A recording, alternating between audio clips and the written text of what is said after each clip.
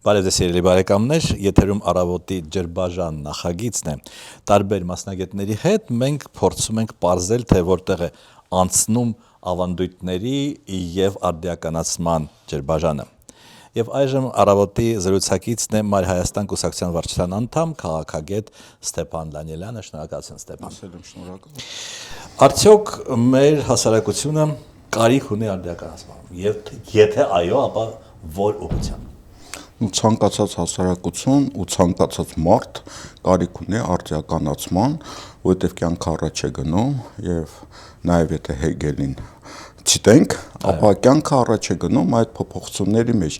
Նախկինը ժխտում ես, նորն ես առաջարկում, հետո գալիս է սինթեզը, նրանից լավ բաներն ես վերցնում, բնականաբար կյանքը հոսում է եւ ամեն ինչ փոխվում է, էկոլոգիան է փոխվում, գիտությունն է փոխվում, հիմա մենք IT հասարակության մեջ ենք մտել, բնականաբար եւ մարդիկ եւ հասարակությունները ուզեն թե չուզեն կարող են փոխվել, եթե չեն ուզում, ուրեմն իրենց վատ ճակատագիր է սպասվում։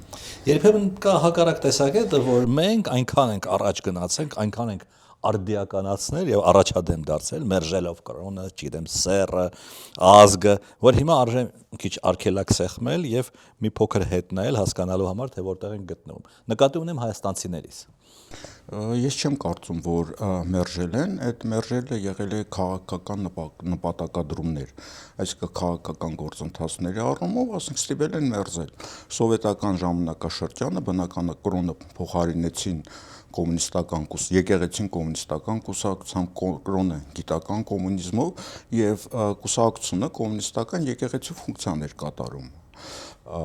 Այսինքն արդիականացման այդ տրամաբանության մեջ եւ բնականաբար Հայաստանը դիլնելով սովետական միության մաս այդ փուլով անցել է։ Հիմա ես կարծում եմ կրոնը վերադառնում է, որովհետեւ ֆրանսիական հեղափոխությունը իմ տեսակետով ավարտվում է, որովհետեւ ֆրանսիական հեղափոխությունը կրոնը դրեց մի կողմ, բերեց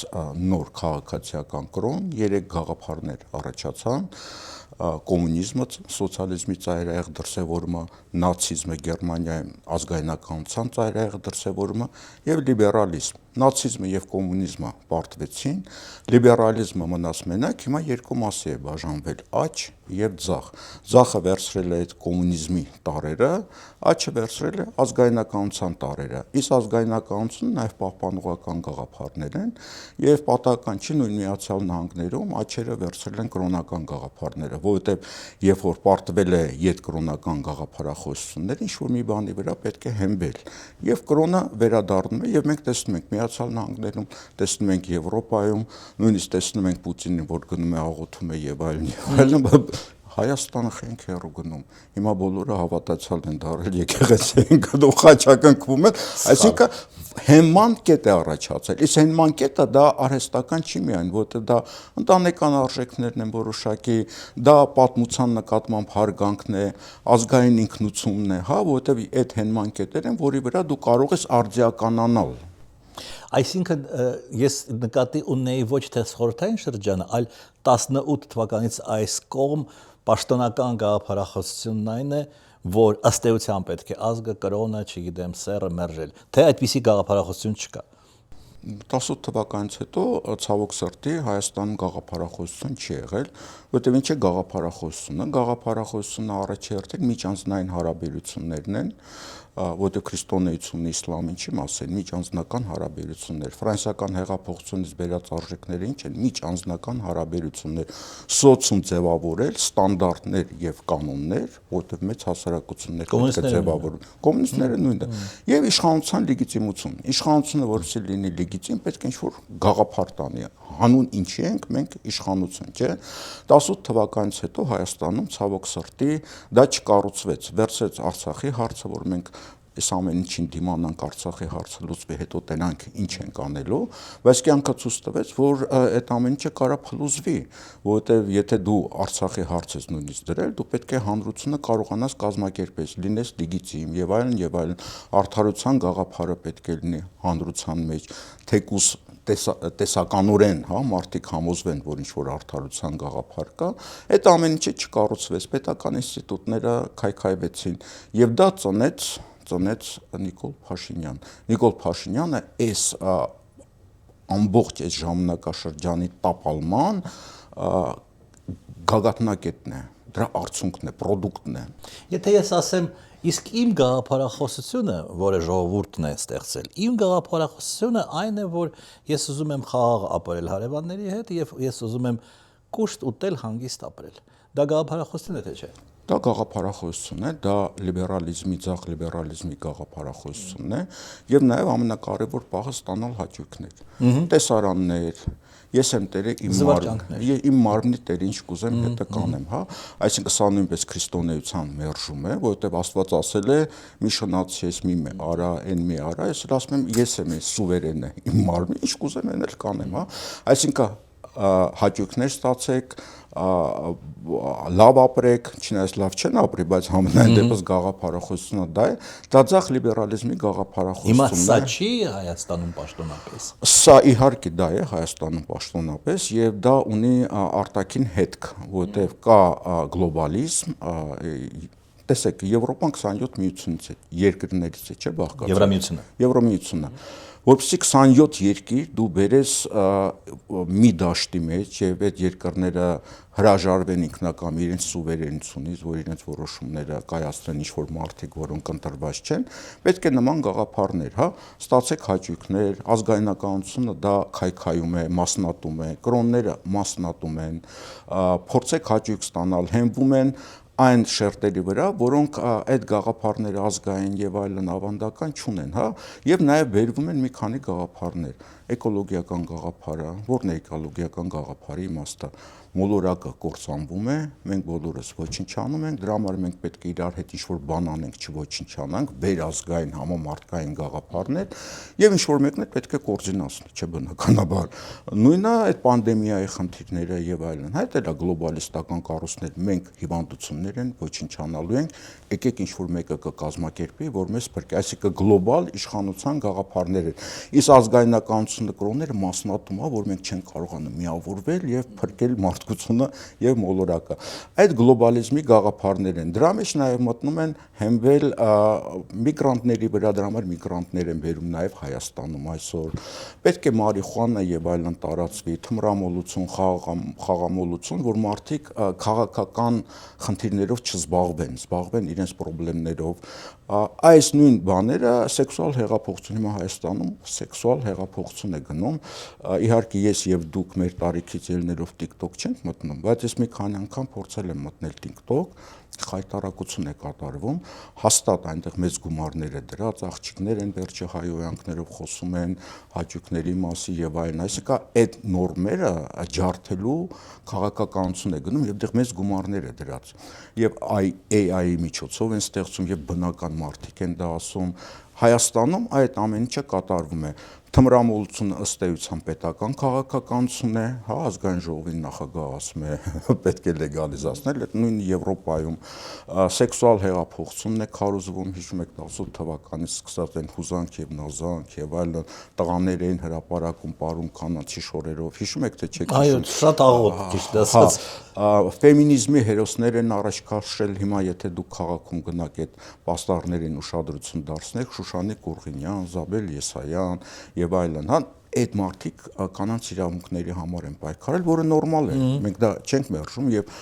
իրոք մեծ գործ են արել, բայց հիմա երբ որ դա բերվում է, դպրոցներ են անվանակոչում եւ այլն, այդ նույն բանն է, այսինքն սա արդեն քաղաքականություն է։ Իմաստը այն է, որ հաճույքներով զբաղվեք, այդ ձախ լիբերալիզմի գաղափարախոսությունն են առաջ տանում, որ կարողանան վերարտադրվեն եւ իրենք ունեն այդ կենտրոնների սպոնսորները, որոնք իրենց եւ խորհուրդներ են տալի եւ ֆինանսներ են տալի, վերջի օրինակ Կայա Կալասներ, չէ,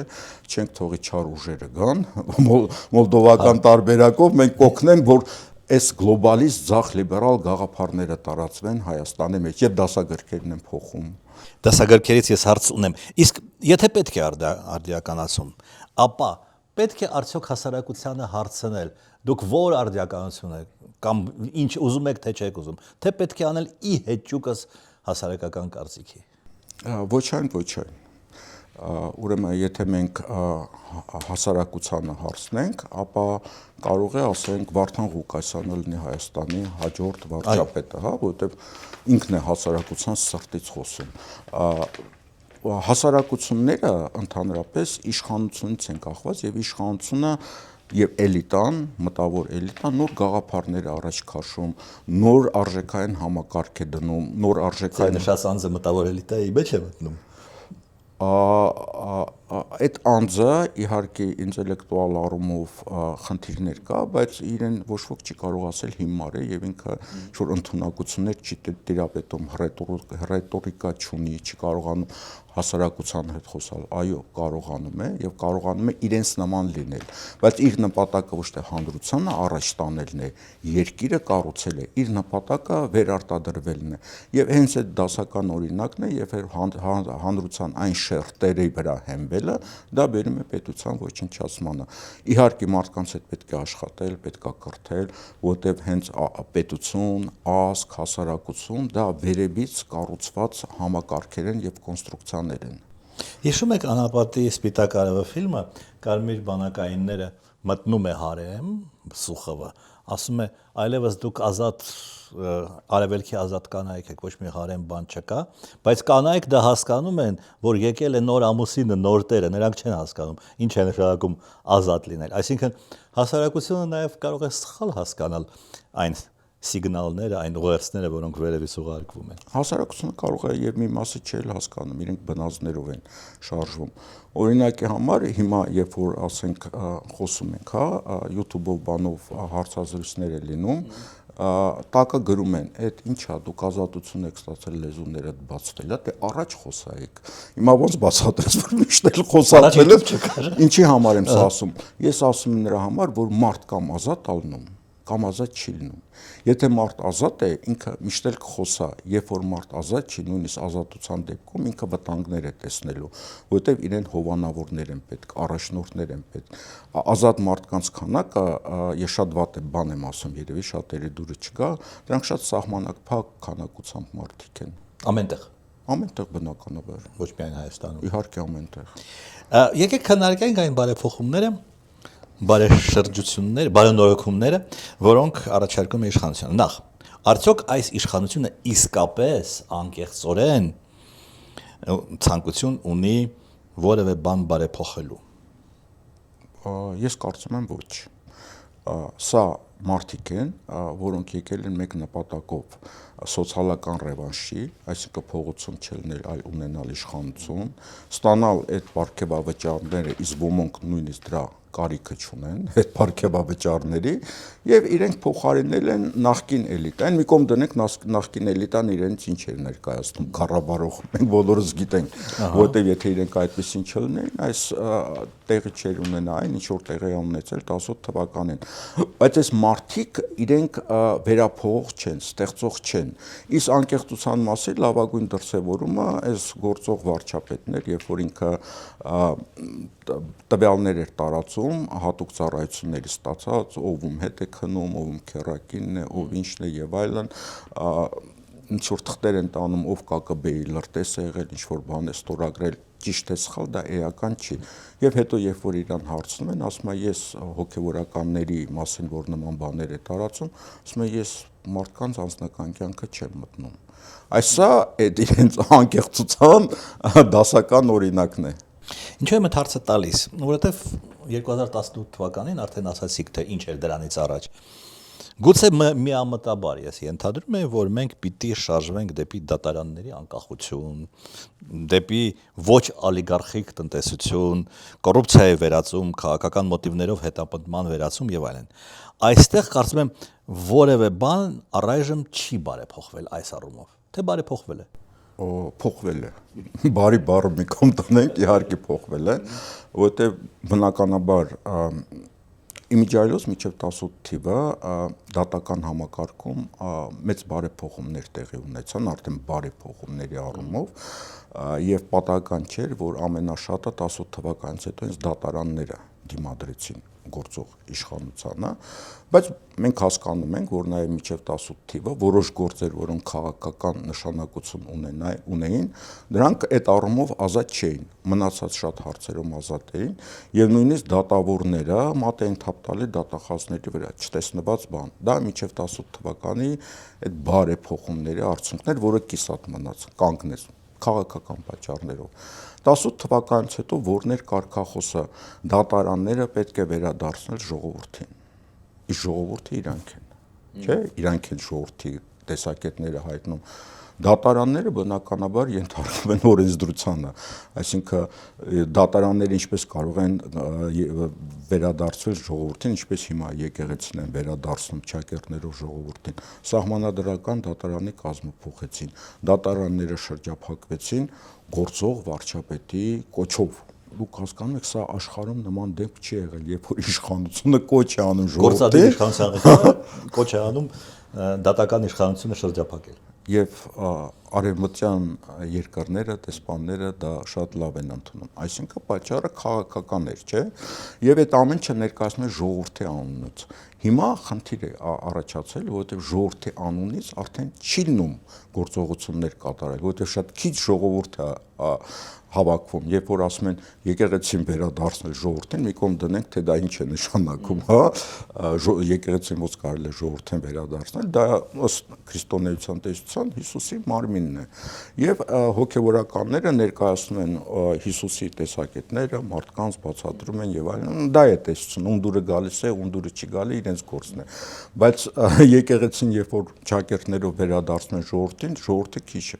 քիչ ժողովուրդ է հավաքվում եւ հիմնականում այն մարդիկ են, որոնք կախվածություն ունեն իշխանությունից, պետական ծառայողներ են եւ այլն։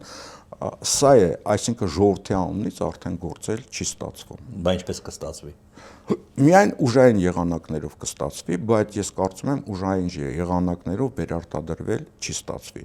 Եթե նույնիսկ տեխնիկական առումով ուժի միջոցով, բանտարկությունների միջոցով իրենք փորձեն իշխանությունը վերցնել արդեն նման եղանակներով, այդ իշխանությունը երկար չի մնա, ինքը շատ կարճ ժամանակում կփլուզվի, որովհետև իրենց միակ լեգիտիմությունը այն էր, որ իրենք 18 թվականին եւ 21 թվականին ընտրվել են ժողովրդի քվեներով, այսինքն այդ վերջի լեգիտիմությունը իրենք կկորցնեն, իսկ մնացած լեգիտիմությունները Արցախ, Հայաստանի տարածքներ, ինքնիշխանություն եւ այլն դրանք արդեն կորցրել են։ Էլի խոսենք բարենորոգումներից։ Ասվում է, մեր սահմանադրությունը պարունակում է կետեր, որոնք խոչընդոտում են մեր հարևանների հետ հարաբերությունների բարելավանը, եւ այդ պատճառով սահմանադրությունը պետք է բարեփոխվի։ Բայց իրենք միջև այդ ուրիշ բան են ասում, չէ՞, ասում են, որ սահմանադրությունը չի խոչընդոտում հարևանների հետ հարաբերություններին, որովհետև այն կետը, որտեղ հղում կա հռչակագրի վրա, իսկ հռչակագրում խոսվում է Արցախի մասին,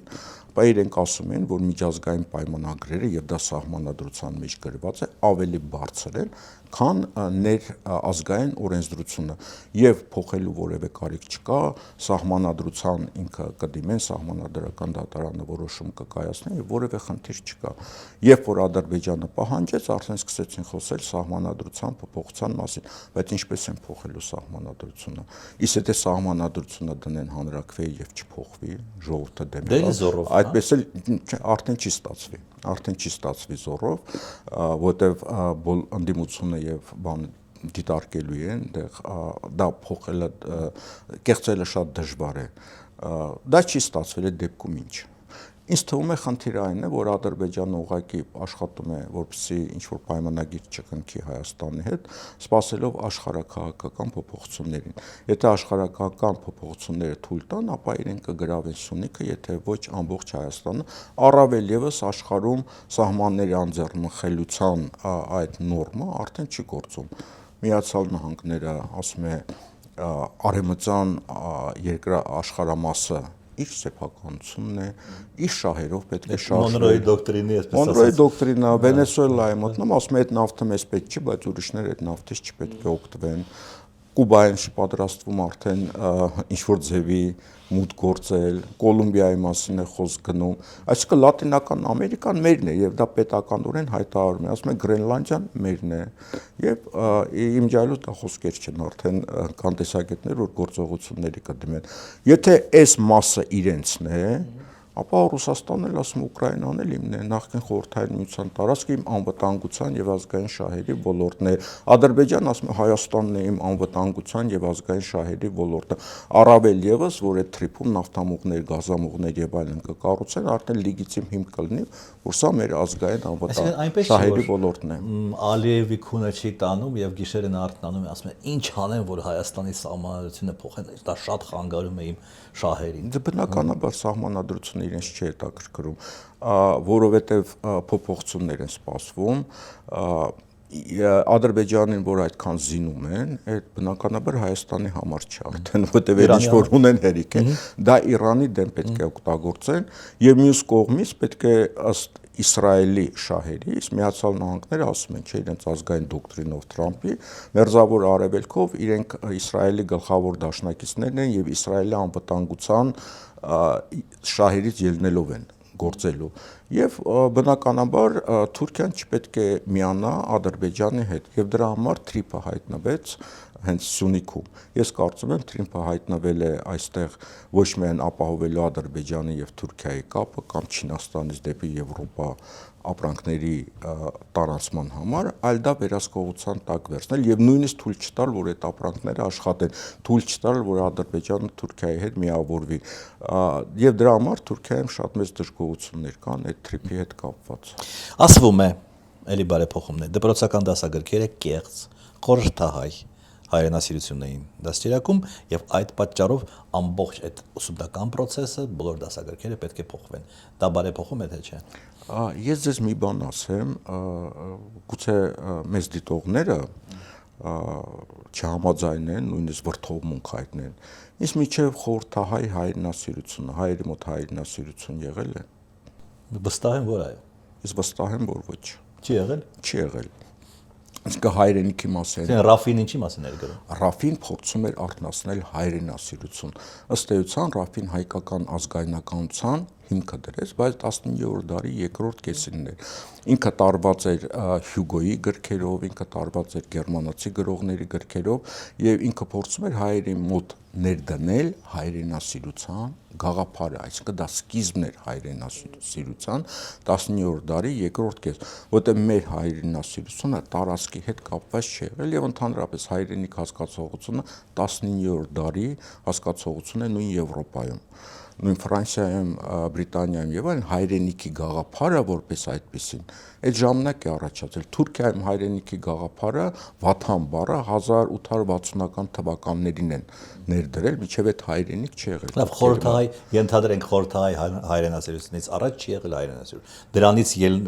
ելնելով պետք է այդ խորհրդահայը մերժվի։ Ուրեմն այդ հայրենիքի գաղափարը ստեղծվել է սովետական միությունում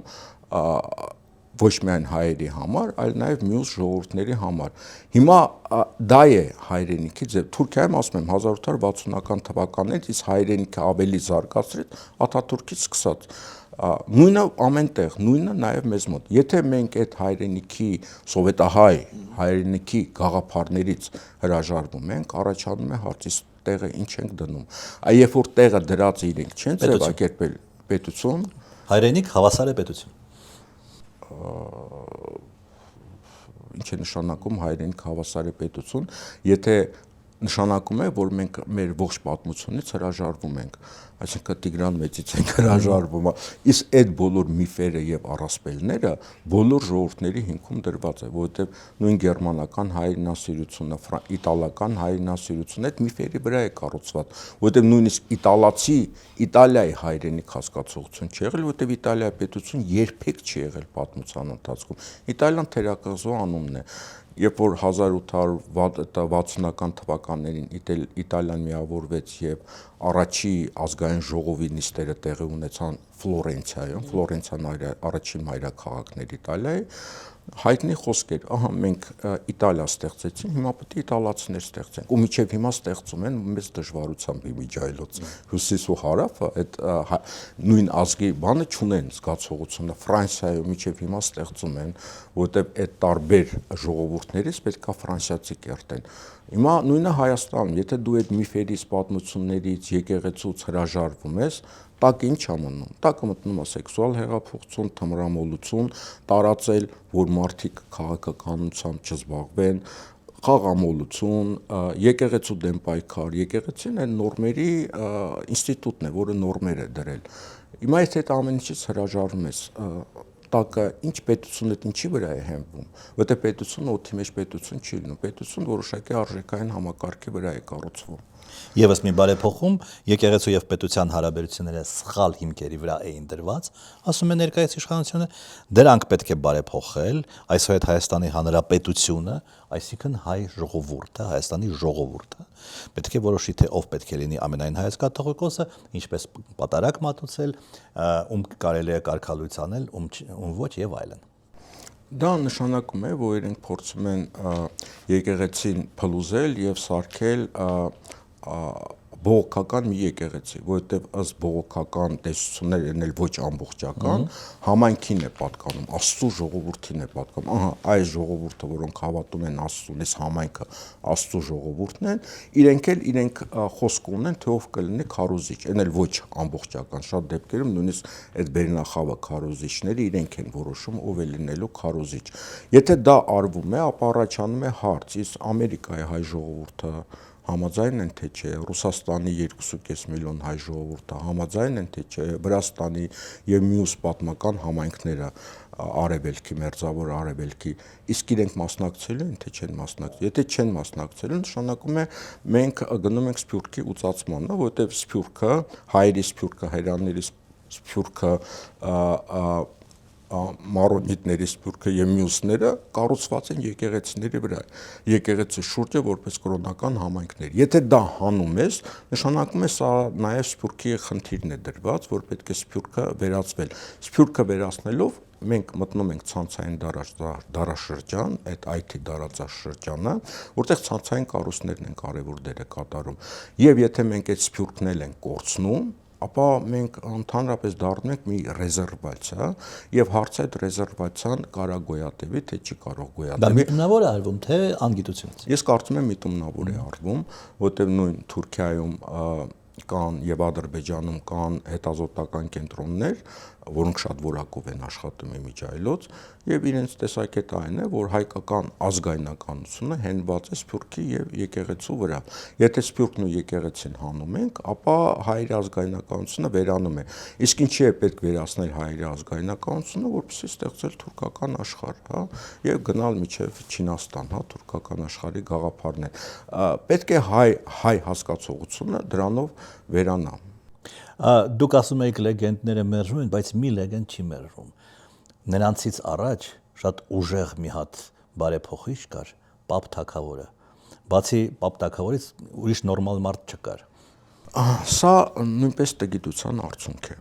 Ուրեմն Պապ Թագավոր, ընդհանրապես արշակունիները բերվել են Հայաստան իշխելու հռոմեացիների կողմից։ Երբ որ Սասանյանները եկան, արշակունիները քրիստոնեություն ընդունեցին, Պարսկաստանից արշակունիները տեղափոխվեցին շատերը Հայաստան, կամսարականներ եւ այլն, այդ բոլորը պահլավունիներ, արշարունիներ եւ այլն, բոլորը փախստական արշակունիներ են, որ եկան Հայաստան։ Եվ արշակունի թագավորները թագավոր են դառնում հռոմեական զորքի միջոցով եւ իրենք նաեւ հռոմեական զինվորներն են Հռոմում դաստիարակված, նույն Պապ Թագավորը, նույն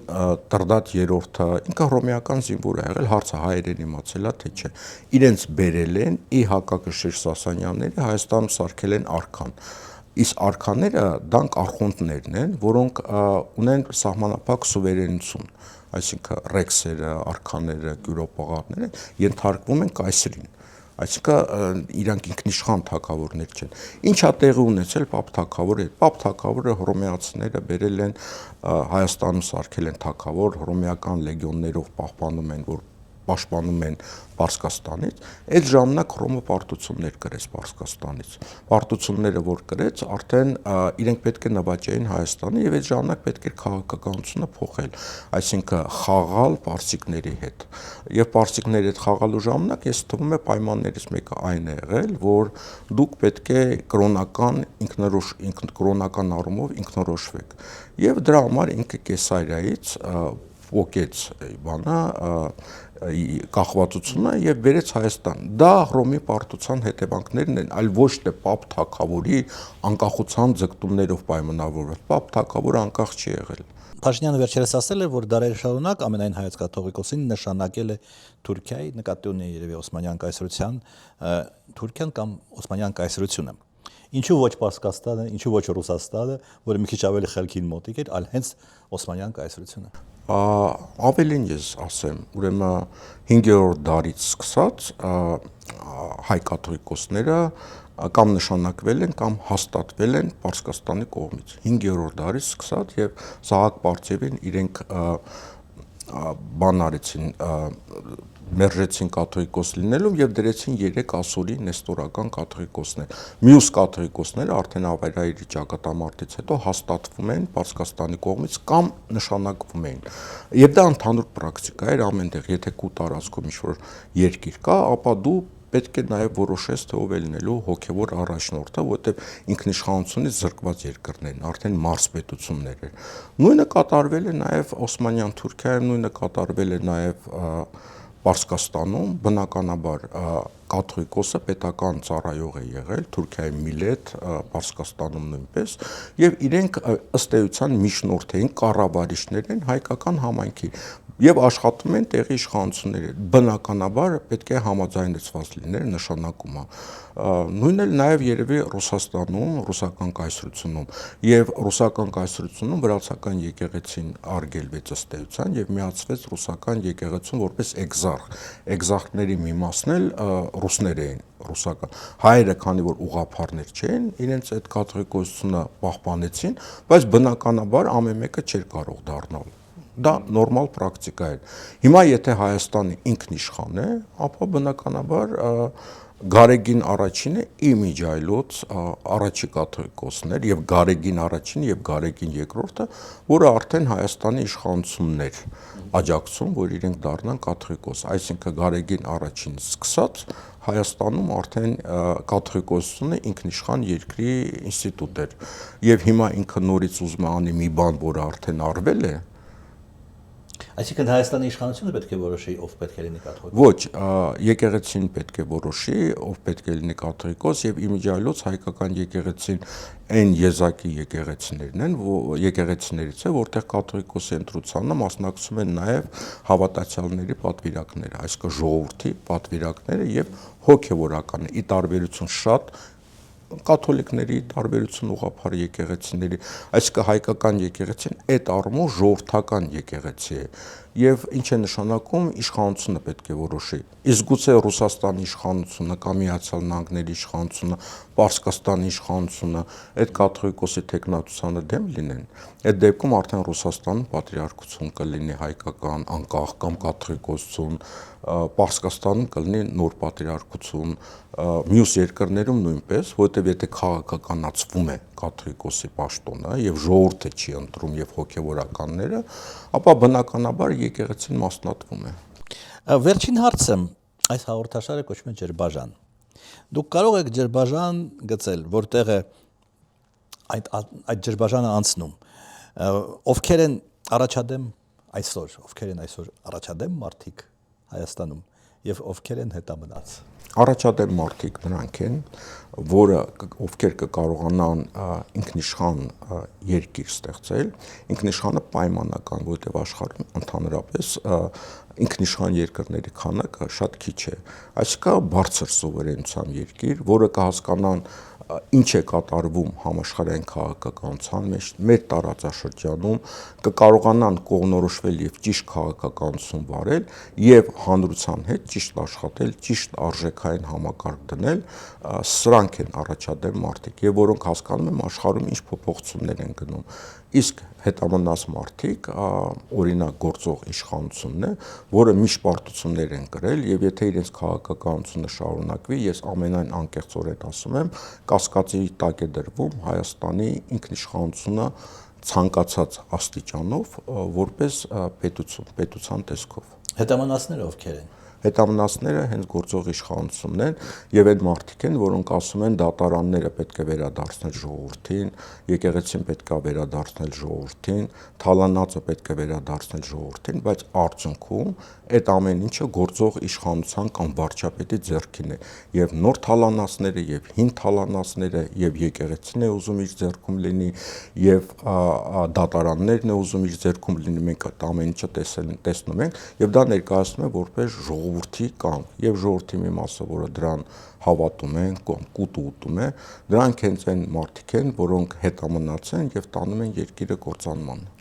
Շնորհակալություն հետաքրքրության համար։ Խնդրեմ։ Սիրելի բարեկամներ, ես հիշեցնեմ, որ ես զրուցում եի Մայր Հայաստան կուսակցության վարչության անդամ քաղաքագետ Ստեփան Դանիելյանի հետ։